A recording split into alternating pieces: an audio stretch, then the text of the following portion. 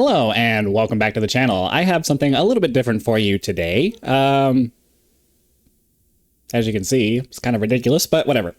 It relates to my lifelong dream of, my biggest dream of traveling around the world in a boat. Primarily a sailboat because I really love sailing. It's it's my second favorite thing after flying, but of course I'm one of those people whose hobbies are more expensive than my budget allows, so what can you do? But one of the things that I've always thought about was the idea of traveling around the world in a submarine. I know that sounds insane and ridiculous, and who the hell would want to do that, but it pops into my head and it's something that I thought would be really cool. So it bugs me enough that I wanted to sit down and actually come up with some kind of visual representation of what it is I have in my head. And like most things, it helps me to kind of put it down on paper and share it to kind of sort of get it out of my system, sort of not, I don't really know. But anyways, I wanted to take you through this idea that I have in my head so that you can share in my insanity.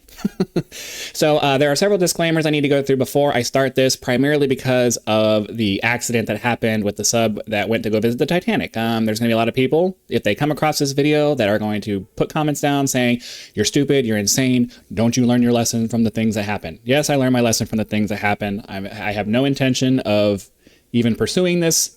And even if I had the money, I wouldn't pursue it without professional engineers who know what they're doing, helping me to build it. So that's number one. Number two, this drawing is just a concept. I am not an engineer. I have absolutely no idea how to make things work as far as dimensions and volumes and all of that stuff. So little things like the ballast tanks, I don't know if they're big enough. I have absolutely no idea. It's a concept. You save your comments unless you're just trying to help me with engagement. So it's not to scale. It's as to scale as I can manage, not being an engineer. Things are relatively the size that they would be if you were to actually build something like this, but it's not to scale. There's a lot of wasted space because I'm not good at Google SketchUp or anything like that. So just know that. There's missing parts on here, like towards the end, I don't have any of the fins on, and I wasn't able to figure out filling in some of this stuff over here because I'm not competent with this software. So lots of things that are missing, but I do want to take you through the theory real quick of what this submarine is based on before we start going through a little tour of the thing. So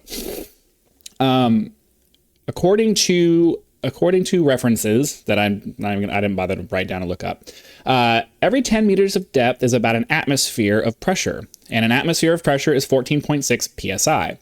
So you may have seen propane tank submarines. My idea is one of those really massively big 30,000 or 60,000 gallon propane tanks, and to use that to convert this into this kind of a submarine. At 200, those are typically rated to about 250 psi of normal working pressure. They're going to fail a lot higher than that, but 250 psi is about the normal working pressure for a vessel like that. So if you take 250 psi and you divide it by 1 atmosphere or 14.6 psi, you get 17 atmospheres of pressure that it can take under its normal working load. So you take 17 atmospheres of pressure, and for every 10 meters, you multiply 17 times 10, that gives you 170 meters, and you convert that into feet, and that's 500 feet. So based on its normal working pressure, assuming I haven't made any critical logic mistakes, which is certainly possible, a propane tank should reasonably be able to descend about 500 feet before it reaches its maximum normal pressure. I'm assuming that's not anywhere close to crush, or I'm assuming that's not crush depth. I'm assuming that's just, hey, this is as far as you can take it before it reaches its rated safety pressure. Again, I'm not an engineer. I don't know if that's accurate. I'm assuming that's accurate because it seems logical to me based on my knowledge.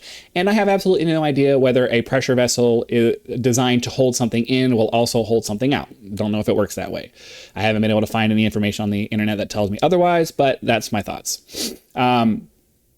But I'm thinking, the normal limit for something like this is going to be, right around 100, 200 feet for something like this, because realistically, for something that isn't tactical in nature, you're going to want to prioritize safety over, how far can we push this thing? And for the average person, 100 feet is about the maximum that you're going to be able to escape a submarine from. So if you're in the deep ocean, well, the odds of you getting out are probably very, very small. But if you're in shallow areas and you're just visiting places that are, you know, relatively close to the shore, and it goes down, well, maybe you could actually get out and survive that.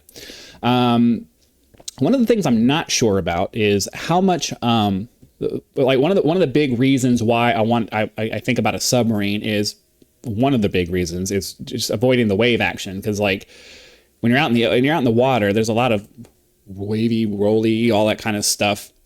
And you would think that being submerged beneath the waves would at least reduce that somewhat. I have no idea how much it would reduce it based on how deep that this can go at its normal operating depth of about 20 feet, which I'll explain later why that is.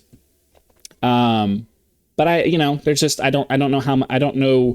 in a storm, it's not going to make much of a difference. You're going to have to dive down as far as you can dive and hope that you're avoiding it. Anyways, I know I'm rambling. Sorry. Just try to stick with me if you're interested in the tour. Okay. So let's go ahead and start moving our way through the ship. So one of the big ridiculous things, and I'm sure that this is probably a stopping point for any kind of project like this, is this transparent dome at the front, which I'm assuming could be made because they're able to make relatively large domes for submarines that go down really, really, really deep, and this is not designed to go anywhere close to that. So I have to imagine that there is a transparent material that you could buy in the size that this is. So let me go through the dimensions of the submarine first and foremost. I think that's going to help you out. For a all right, can you please? Okay, sorry. Having issues with the software. For a typical 30,000 gallon or 60,000 gallon propane tank, the diameter of the tank is going to be between 10 and 11 feet. So what I've done is I've taken that I've done a circle that's about 10 feet, and then I added a floor that's about 2 feet up above that. So that gives you about 8 feet worth of headroom in the middle, which slowly diminishes as you go towards the sides. So understanding that, we would be looking for a transparent dome that is about 10 feet in diameter and thick enough to withstand water pressure down to about 500 feet. I don't know how feasible that is. I don't even know where to start looking for something like that. Like I said, this is just a pie in the sky fantasy idea. It's a concept. An engineer would have to look at this and tell me, oh yeah, you need something that's this thick to make that work. I just think it would be cool to be able to, have the family go down and go visit sites underwater from the comfort of a chair and have a nice panoramic view. And then as you're traveling, the concept for this is that almost all of the time you're going to be submerged with the snorkel up, so that you can run on fuel and have as much range as you can get, from not having to run on batteries all the time. So that's the idea of the cockpit up here. One of these front seats would have some kind of fly-by-wire control setup that would control the submarine, and then the guests would sit over here, and you'd have a nice view of whatever it is that's in front of you. And even when you're just traveling, maybe some animals will swim in front of you, and you'll have cool views and things like that. So that's the general idea. Then behind here you have the kitchen area, which would have all of the standard things that a kitchen would have: a sink, countertops, a stove top, a fridge, a pantry, some kind of stuff, cabinetry and things, storage for things like that. And then above here, you have the sail area, which would have a fold down. It would be sealed over here with the pressure hatch, but then when you open it, there would be a fold down ladder that you could have come down into here so you can get up and out of the sub. That would be the general way of getting in and out. I don't know if there's a better way to make that work, but that's just the idea that I have in my head. And then you would have this snorkel, this periscoping snorkel that comes up that would have not only, okay, here we go. That would have not only we would have a camera, a 360-degree camera setup, so that while you're down here, the person who's driving can just look around and make sure that there's no ships or anything that are going to come and hit you, because you're not that deep. If we have a 10-foot diameter pressure hull, and then this would be like another 5 feet, that only gives you 15 feet at maximum. And I'm pretty sure you couldn't even do that because you have to have some kind of deflection resistance here for the water. But assuming you could get 15 feet worth of periscope going up. You know, you're not going to be far enough down that if like a container ship comes by, it's not going to slam you and completely destroy you. So you would have a camera system up here so that you could so you can keep an eye on things as you're traveling. And you would also have air intake and exhaust for the generator back here that would power the motor. And you would just run the piping for all of that up here, and hopefully that would work out. I'm sure an engineer will probably tell you, no, you can't do it that way, but that's my idea. They did it back in World War II, so there's got to be a way to make it work. So that's the bridge and the periscope, and this would be a dining room / common room / chill out area where you would have the TV set up and you would be able to chill on here. I'm sure that there's a better way to do this. I just put benches here representing seating, and you would have a removable table that you would put here for dinner time. That's kind of the idea for that. And then you have 2 cabins, each equipped with a queen size bed and underbed storage, and also a closet apiece. And you can, well, it's kind of hard to see, but it would be separated by a hallway along the side so that you can maximize the size of the rooms that you have. Then we move on to a wet bathroom, which, you know, on a submarine, space is always going to be a concern. So having a nice big bathroom with a separate shower and all that stuff is just, you could probably do it, but by the time I got to the end and I remembered, oh yeah, we need a bathroom. I just didn't have enough space. So I just kind of stuck it back here. I'm sure better iterations and an actually designed ship would have something better. But anyways, you would have a bathroom back here with a nice little toilet, a sink, and then a wet bathroom where you shower in the thing here. And there would be a sump down here to collect the water and all of that. Then you get to the engine room. The pressure hull would actually, you would leave this side on the propane tank. And it would remain a pressure vessel with a through hull right here to go all the way to the propeller. And then you would have a superstructure here. Like I said, I couldn't figure out how to fill these in for the best visualization, but I was able to draw the lines to kind of put the little wire frame for it. You would have a generator or a pair of generators powerful enough to not only run this motor, but also charge whatever battery bank you put down here in the bottom. Control surfaces would be the rudder system back here, the stern planes, and also a pair of bow planes probably up here at the front. And then lastly, you would have the underfloor stowage, which is would be within the pressure vessel, but under the floor. And this would include the fore and aft ballast tanks, which would be connected with some kind of system that would allow you to transfer ballast from forward to backwards so that you can balance the ship forward to aft.